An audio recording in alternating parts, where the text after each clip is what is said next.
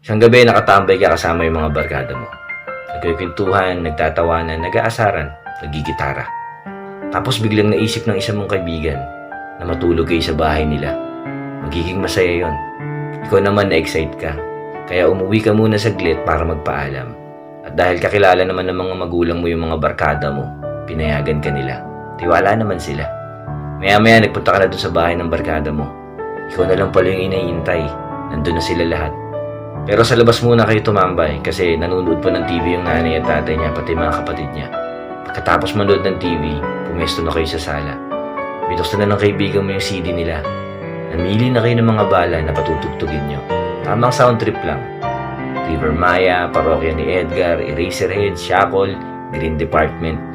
Habang pinapatugtog yung mga paborito nyong kanta, sinasabayan nyo rin naman. Maya-maya sinita na kayo ng nanay niya. This oras na daw ng gabi. Patayin nyo na daw yung sounds nyo.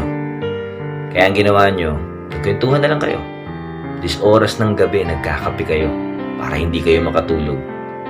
Maya-maya, nagluto na kayo ng pansit canton. Sinamahan nyo palang tinapay yun.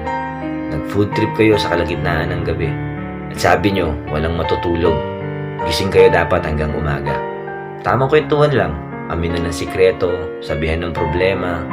At maya-maya nga, nakaramdam na kayo ng antok. Pinatay nyo na yung ilaw. Humiga na kayo, magkakatabi kayo. Yun nga lang, meron talagang isa na makulit. Hindi nagpapatulog. Kahit patay na yung ilaw, panay ang kwento. Kwentuhan ng mga kung ano-ano. Iba talaga yung saya kapag kasama mo yung barkada. Lalo na kapag tunay sa'yo. Parang kulang na kulang yung isang buong maghapon kapag kasama mo sila. Masarap balikan yung mga panahon na buo pa yung tropa nyo.